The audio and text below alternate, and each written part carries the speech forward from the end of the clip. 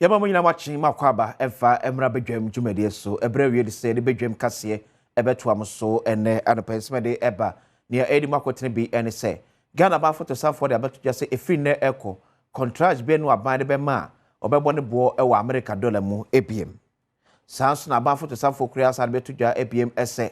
eye NPP amyoko ebefiri abanwam akono amanfo ofo modwuma nam so bi e de ohwobo kese abeto aban akatwia enkrata so Wene sabudo be na no pay esi kunya be sommo ese bedwam kase medin de akwasi ensia fensem ne kiremu enie enu Ghana ba photo sanfo Dr. Kase ato force ne echo memra hwedwafiem ekobu afimpimienu ene adwenu enuma komosi ko begiye so bebo oman ebra esansafe ne apai afe no emfimfim wabro ko pim wo chenma wodo bebre ya ban etimi ebesabosumi ensia entem enie enu kire betudwa ese efi na eko contract ya ban ene maku awdo ewo o man Ghana no ebie no anya Ghana sidia aban ne sa ebehase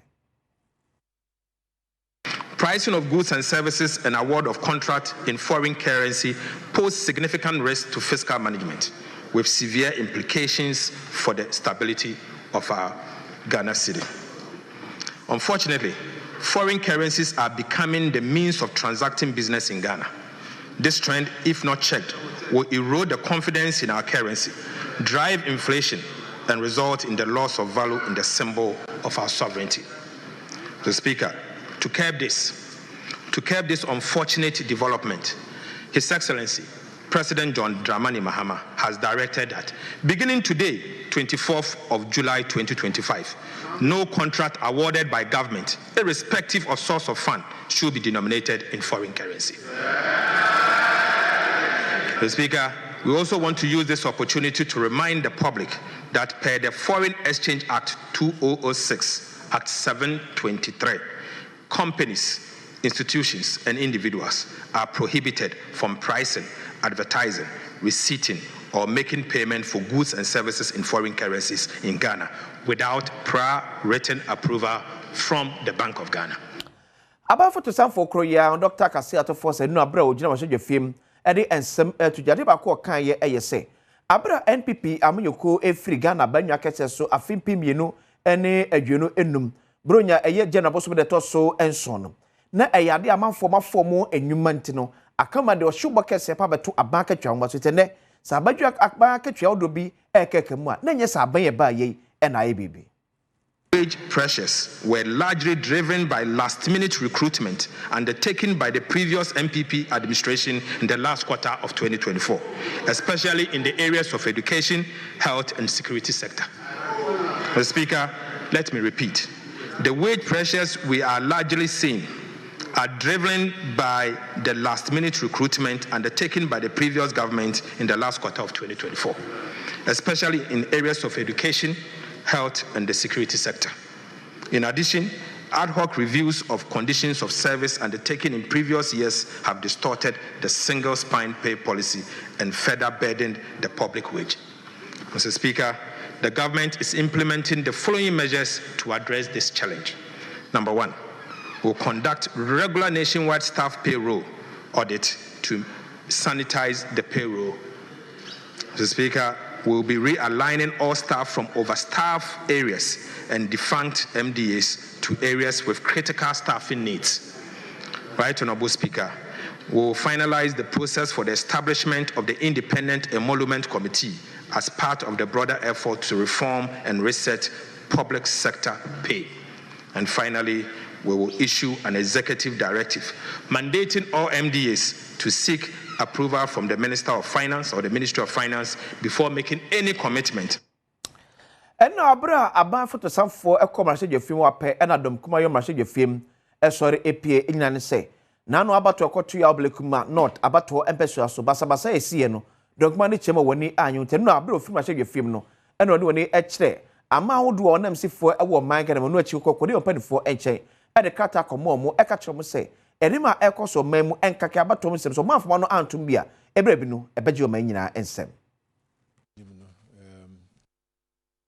yi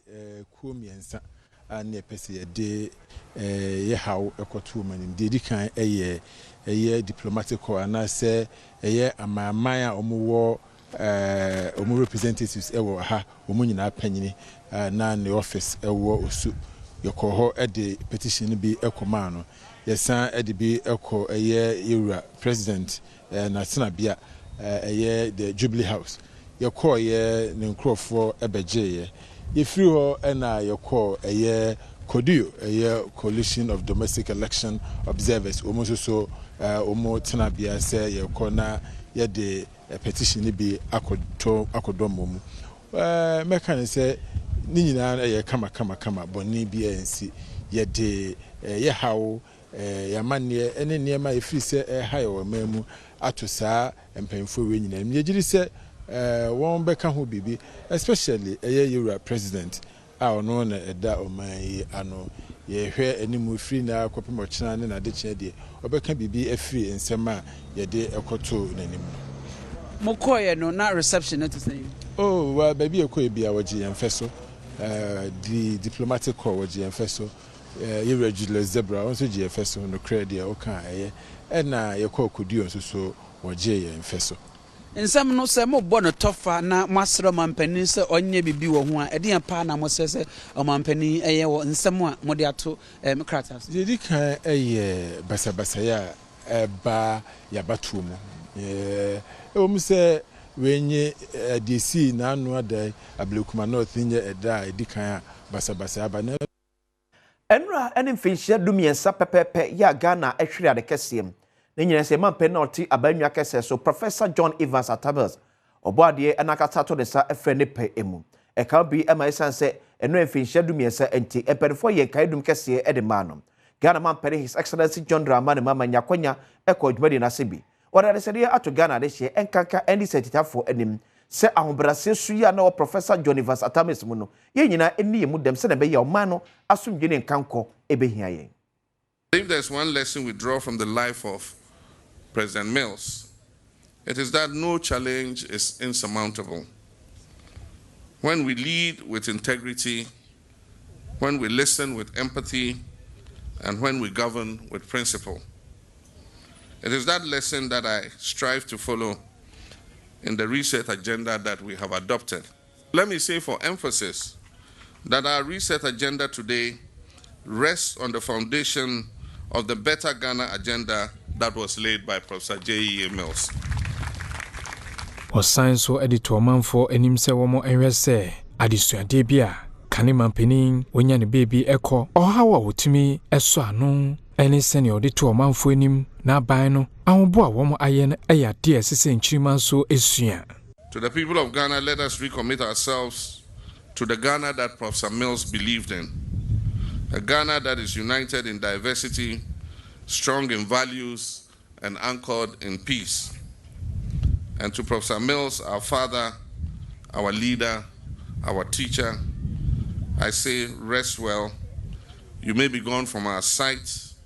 but you are never gone from our hearts. Chairman Emma NDC Amanyokonu Johnson Esiedun Ketia, enso editudwa, nipebumu mentiwasi ayana, eta eba, ewo ni celebration mu, se womo kaina, eyadia sadie no, etwemukura.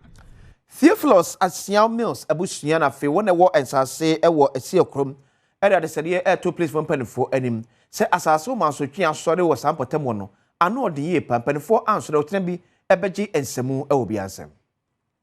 ye pesa CID fo no